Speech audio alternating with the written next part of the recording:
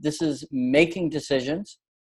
A study by RBC predicts that virtually all job openings will place significant importance on judgment and decision making, and more than 2/3 will value an ability to manage people and resources. Making decisions can certainly be a challenge, but clarity with regard to the process can provide a distinct competitive advantage to your organization. I'm Jan Rutherford. I entered the U.S. Army at age 17 and 18 months later became a Green Beret. I'm a former CEO and currently a keynote speaker, author, coach, and lead wilderness expeditions with executives and veterans, all in an effort to help leaders and teams achieve heroic aspirations. In the next 10 minutes, I'll walk you through what it takes to effectively make decisions, and then we'll take questions. As an FYI, as I mentioned, we'll get a test text from the president at 18 past the hour. So we'll try to wrap before then. And Joachim, I got questions from you in advance, so I'll be happy to put you on as well so we can kind of go through those excellent questions. So here we go. Self-reliant leadership is really about these three pillars. It's leading self, leading others, leading the organization. And when it comes to leading self, this is where we basically say, hey, there's a personal responsibility we all have to lead ourselves and to be virtuous, whether that's through courage or wisdom, justice, humanity, temperance, or even transcendence. But it really is balancing courage and vigilance for us all to be more resourceful, doing more with less. When it comes to leading others, it really is about our time. And are we devoting time to coach people with a balance of confidence and humility to create a really collaborative environment? And the hardest part is leading the organization as we ascend the ranks and climb the ladder. It really is about what are the controls that we have. And it really is about mastering discipline and innovation or creativity to focus the organization, both focus on the short-term execution and operation, but also the long-term vision. So at this point, let's just take the first pillar, leading self. Reflect on your own decision-making style. Now, I mentioned I lead these wilderness expeditions, and two really stand out. The most recent two. One is with executives and military veterans, and one was with 23-year-old graduate students, business students. What I saw with the business students when they were in charge of leading their group over rough terrain is they were constantly asking, okay, guys, is this a good place to stop? Is everybody okay? I mean, there was no decisiveness. Everything was, boy, I don't want to hurt anyone's feelings. I don't want to be the bad person. I want to make sure everybody agrees with everything I'm saying.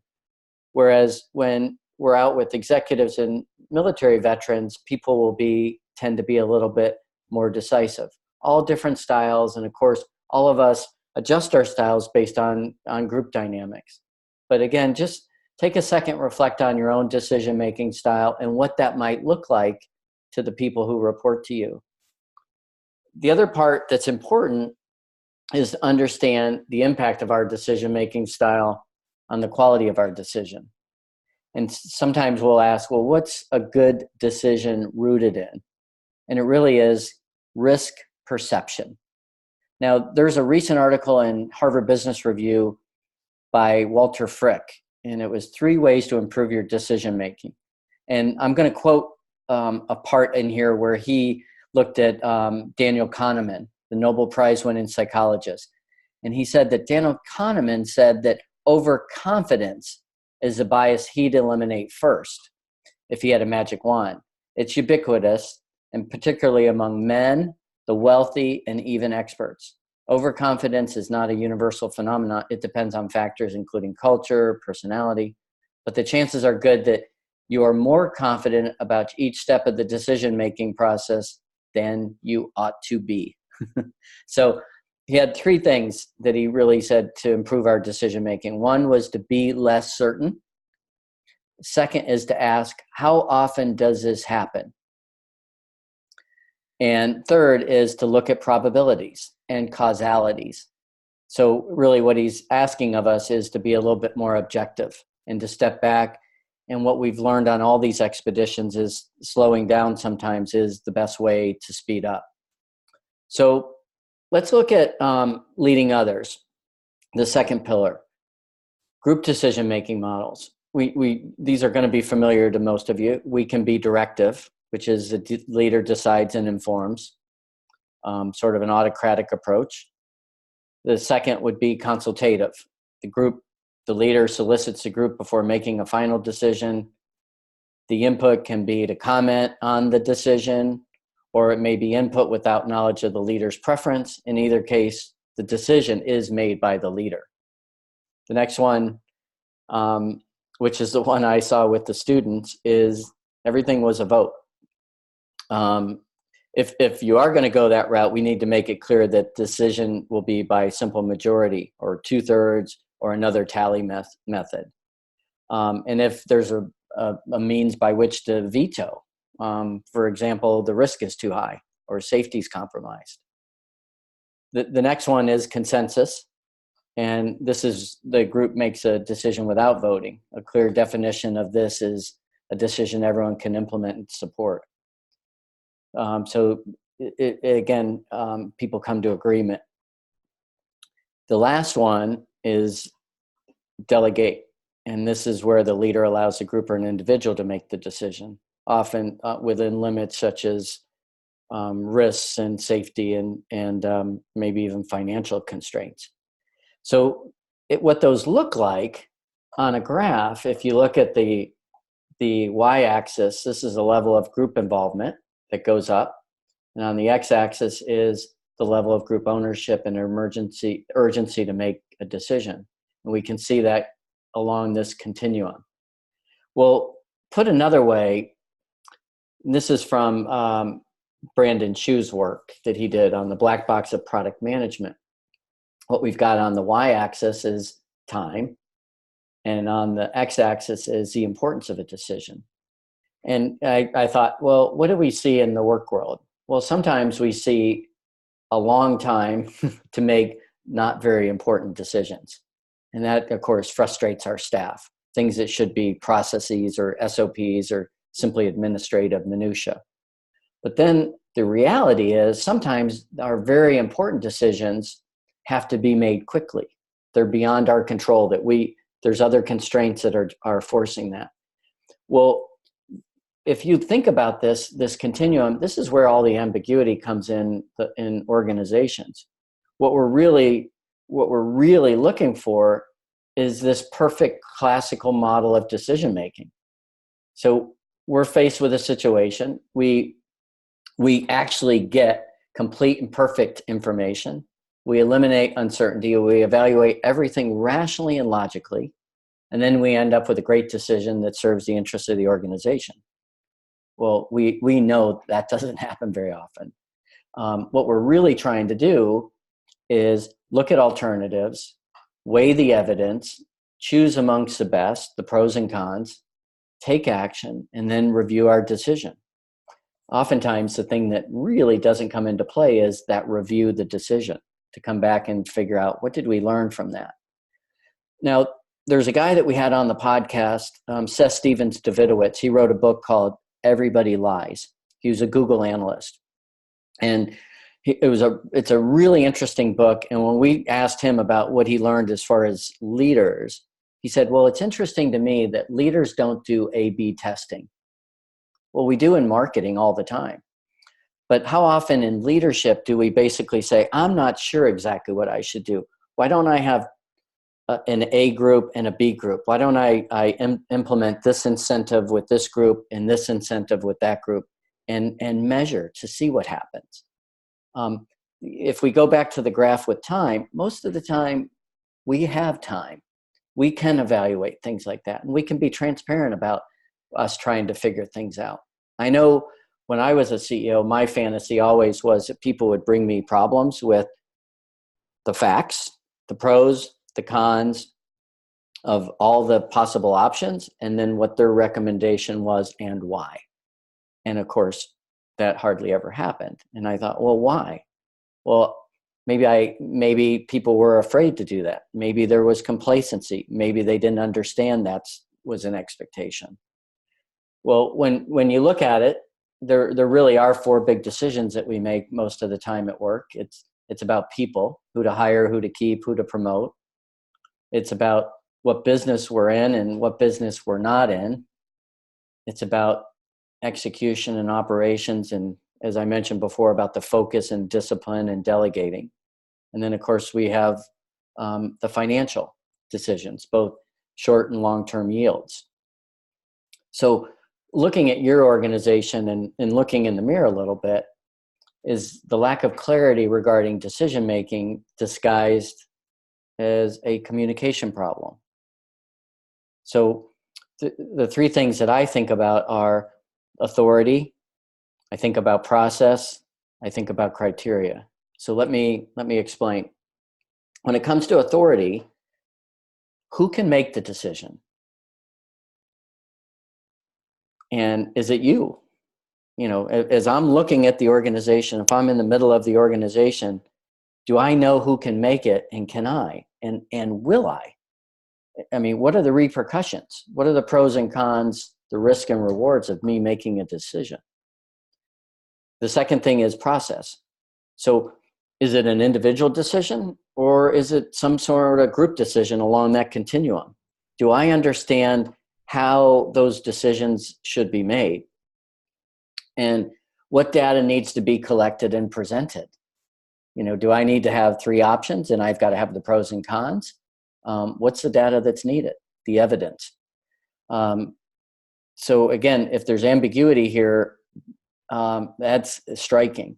And if you go back, if any of you are in sales in any way, shape, or form, you know that in order to sell into an organization, you have to understand the organization's decision-making process. Sometimes the vendors that are calling on you might actually understand your decision-making process, or lack thereof, better than people in your organization. The last is criteria. How will the pros and cons of a decision be evaluated? The options. How are you going to evaluate those? What evidence gets more weight than others? And do you have criteria?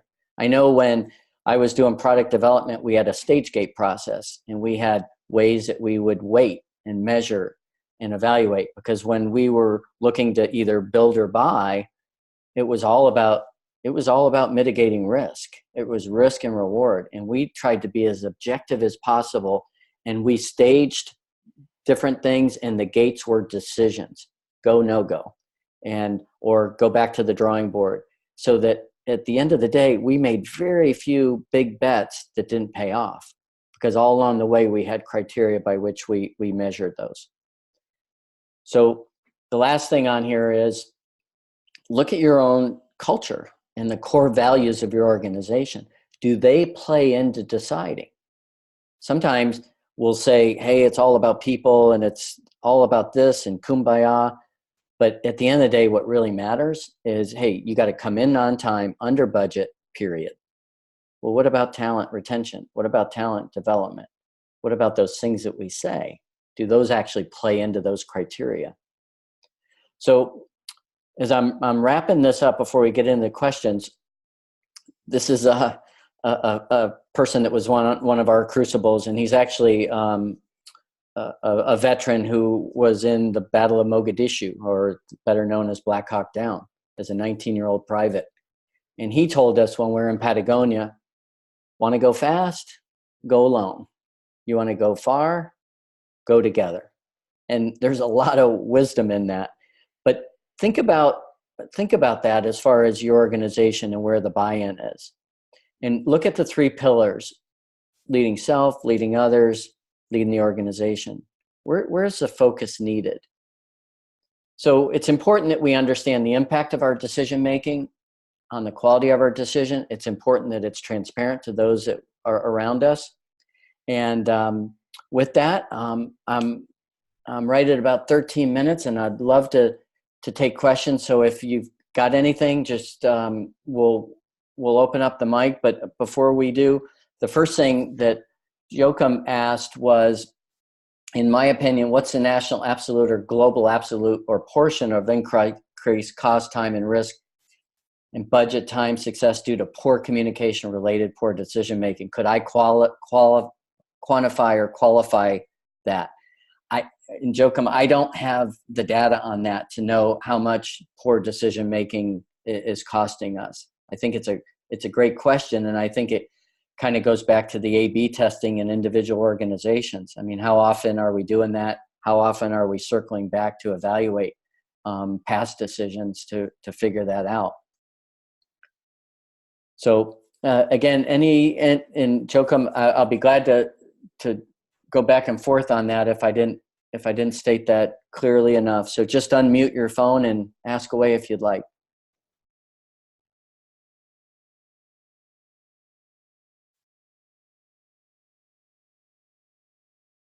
Okay, no, not hearing anything from Joachim.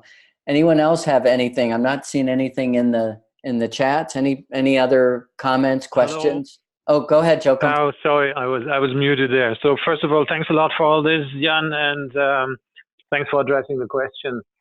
I know you want to be fast. My question was more relating to communication be a key enabler for decision making in terms of input and also communicating. And I feel that an awful lot goes wrong with the communication itself. You know, when I look at how efficient or inefficient meetings run, are prepared, and the consequences of it, I find there's a huge, I think every business wastes about 20% of their time on that aspect. I know it isn't exactly the decision making, but it's very related. Yeah. Well, it's interesting. I think most of the time people describe problems in two big buckets. One is almost always communication. The other one is complacency. And I think they're related, but the communication is, I see complete ambiguity about decision making. And I can tell you, of all my clients, I've only had one that's even taken a crack at creating a document on decision making, how decisions are made in their organizations, and trying to create a model so that things are more efficient. We had General Stanley McChrystal on the podcast, and I remember him saying when he realized he was a bottleneck for decisions, he shifted his focus from what happened yesterday and what was happening today to only what was happening tomorrow. And this was a four-star general in charge of Afghanistan saying, if I worried about today and yesterday, I created a huge bottleneck. I had to worry about what was happening tomorrow and focus on those decisions and delegate and empower and provide resources to the people that could decide what was happening today. I thought that was interesting. Yes, absolutely. Yes. Actually, well, I have a bunch of questions, but some of that you addressed already. In terms of who decides, it first looked like it's either one or it's all, but I believe there are options where it's kind of a subset. I don't want to use the word committee, but maybe the leader group, and you've addressed that. I think that. Yeah, well, when you look at change and resistance to change, I mean, the adage I've repeated a lot in my career has been people support what they help create. And I believe that. And I know that when people are involved, they're a lot more engaged, committed, willing. The issue is it takes time up front. And a lot of people just want to get to the objective. I mean, I saw that with, the teams that we've had on the Crucibles. If we say, hey, go to the top of a mountain, the team that basically says, hey, before we start climbing, let's talk about how we're going to communicate. And there's everybody got water and everybody feeling okay. And if you get a blister, let's stop and address it. Those teams perform really well. The teams that basically go, there's the top, let's go, they perform horribly. And you think about the way we start projects at work. Almost always we just start. We don't take a step back and say, well, let's look at what the team has in terms of strengths and weaknesses, how we communicate, how we mitigate risk. I fully agree with that. And I mean, I'm a hefty and annoying advocate of defining requirements of any kind of an engineering or scientific challenge before going, I want to know the forest and then decide which tree I chop rather than chopping one and then seeing, oh, there's another one, I'll chop this one and now I'll iterate around the place. So I fully agree with that. I have a tricky one about decision making. In personal life and in kind of self-development efforts, when I look back and I made decisions that were done in a kind of an engineering way. So, for example, looking at all criteria, all elements, and maybe weighing them, and maybe a kind of a morphological box or something, and then saying, okay, this is the path I'm taking as the next step in my life.